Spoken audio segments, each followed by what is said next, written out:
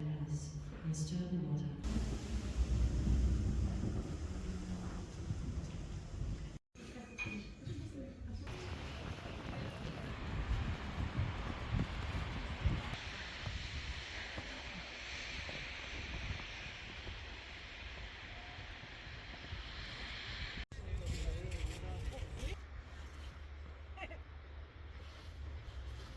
Hello! I thought I would do a very quick, short and snappy ins and outs for 2026 and also just like how I've started the year.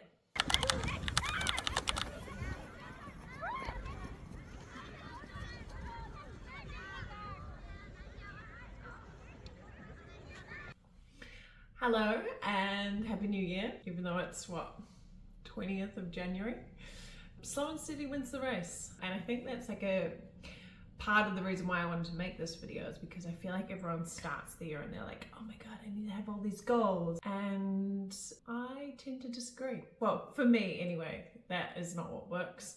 I think January is a time for rest and recharging and reflecting on the year that has been. And yes, you can start to think about what 2026 may look like for you, but for me, it's definitely not a time to be setting goals necessarily. For me, I've just been really taking it easy. Obviously, living in the Northern Hemisphere now encourages that rest and that slowing down. I've just been leaning in and just being a little bit more gentler and softer during this period. I think it's also important to realize that there's so many different beginnings of the year.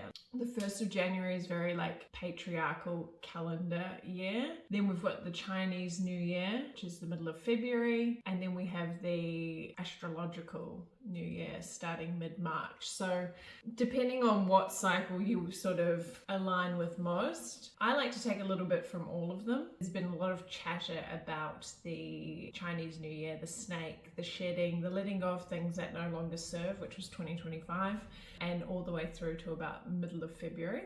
And then we will be moving into the horse, which is like very fast moving and very exciting. So for me, it's still just been, again, the beginning of January has been letting things go, closing out old cycles, old patterns, old behaviors, things that are no longer serving me. That has been a massive theme. And I think people just expect, oh, it's a new year, everything's going to be great. So I think keeping that in mind has been really grounding for me. Also, energetically, that matches up with how I've been feeling and also how I've noticed other people feeling. I can start to feel the momentum building and like getting excited for what's to come, but I'm also remembering there's no rush. When we start to hit the middle of February and through to the middle of March, I think that's when things will start to pick up momentum. We'll start to get some focus and clarity in terms of like our intentions for the year ahead. And I'm looking forward to that, but I'm just using this time to, as I said, rest, recalibrate, and close out any of those last things that are yet to be wrapped up. So as part of that, I wanted to also just do a cheeky little ins and outs, leave some things behind, and also introduce some new things that I felt inspired by. So I think we'll start with the outs and then we will move into the ins, because I feel like the ins are a nice positive note to finish on. So outs, people pleasing. I feel like last year I really started to get rid of this old narrative and this people pleasing. And I paired that with a really nice motto that I finished the end of last year with, which is, I have nothing to prove. I would love to put it on a t-shirt or a hat and make some merch out of it, but I really feel like I've been living and breathing that, which we love. And what I mean by that is I'm no longer seeking approval or recognition or trying to make sure that everyone else is comfortable around me. God, it is liberating. I'll tell you that now. The next out I've popped on there is Spotify. Spotify is out. If you haven't done your homework, I encourage you to do so.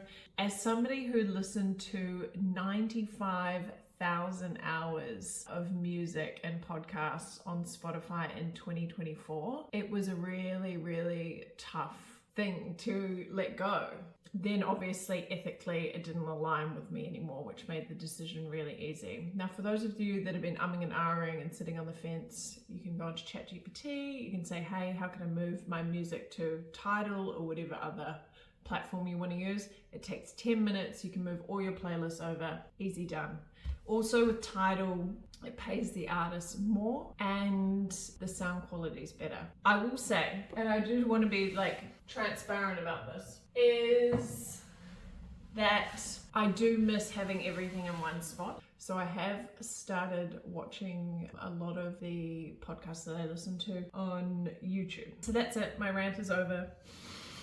Next up for outs is hangovers. I would say for the last half of 2025, I sort of had a bit of a break from alcohol, which was inspired by some people around me. And also I had just been sort of having this reoccurring feeling after I drank where I was just like, I don't know if it's really hitting the spot that it used to.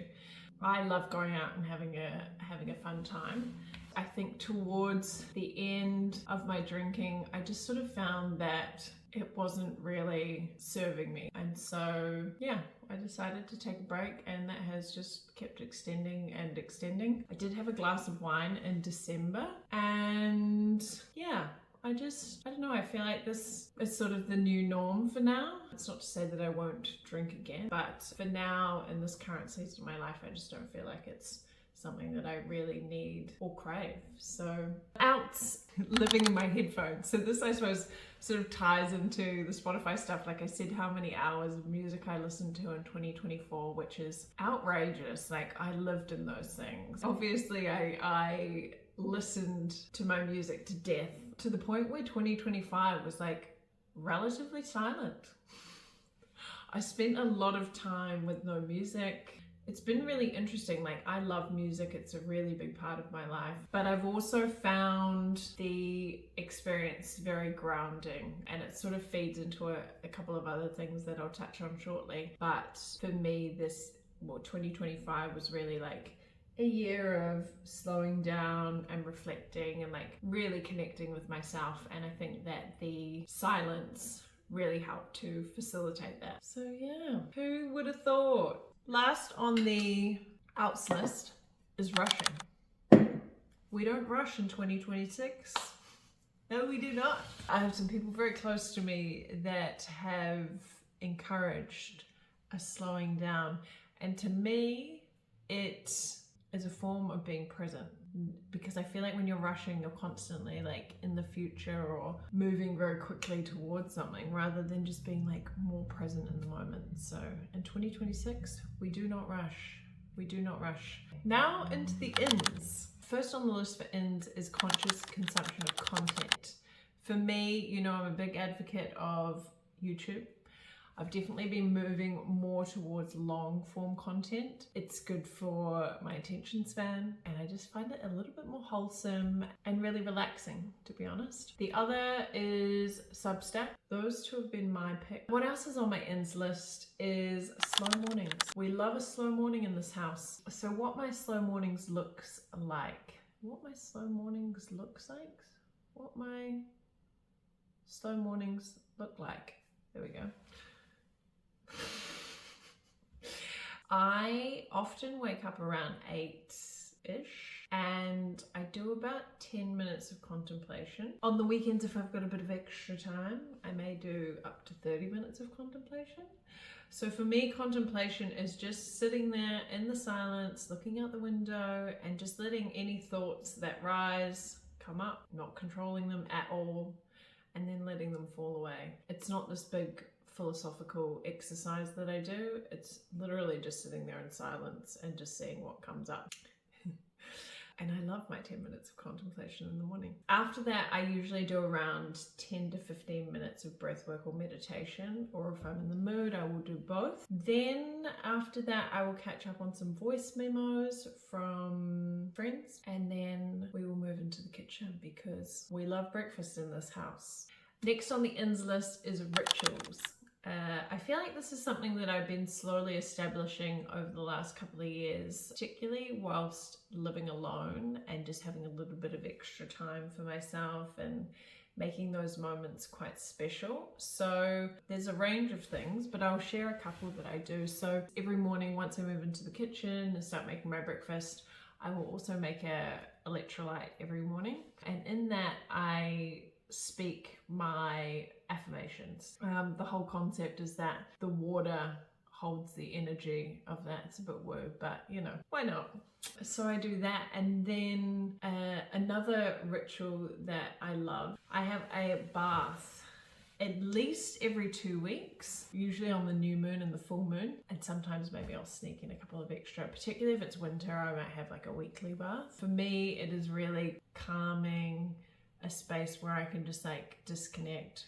Love to contemplate in the bath. There's a lot of contemplation that happens in there. And yeah, next on the ins list for 2026 is celebrating the small wins. So not only celebrating my own small wins, but my friends. I think that, particularly for me anyway, I can sometimes be very quick to move on to the next thing and have my eye on the end goal. And for me, celebrating the small wins is like a practice of presence, being in the moment and enjoying the journey, because the journey is like 90% of it. So, you know, if we're just waiting until we get to the end or till we reach the goal, then you're not enjoying all the little beautiful bits in between. So for me, I really want to put an emphasis on celebrating the small wins. And I think also within that is sharing. So sharing those small wins, but also sharing contacts, supporting each other's dreams and aspirations, knowing that there is enough for everyone. So I think we should all share and celebrate more. Also on my list of ins is trusting my intuition. This has been a steady growing piece for me. Been something that does take time to strengthen. I think what helps to strengthen that is my alone time and really checking in with myself regularly and just knowing myself more and more every day. I trust it more and more every day. So that's been a really beautiful journey and something that I will continue to do in 2006 and forever. It'll be on the forever list. And then lastly on the list of ins for 2026 is rest. So if you caught any of my content last year, a lot of it was on spending my time alone, learning to do nothing and slowing down. And like, I think the theme really for me and for what I can see a lot of people actually, and really getting to the root cause of that programming that we have around resting isn't productive and we have to earn rest and the dialogue that goes with that. So for me, that has been a huge focus for 2025, and I think it's really setting me up for 2026 nicely because I'm planning to have a really big year, and I think it will be important to be able to really nicely balance that with rest when I need it and knowing when I need it and doing it consistently. I think that's it for me. That's my ins and outs. That's how I've started the year. I have some really beautiful things in the pipeline for February, March, once the energetic new year starts.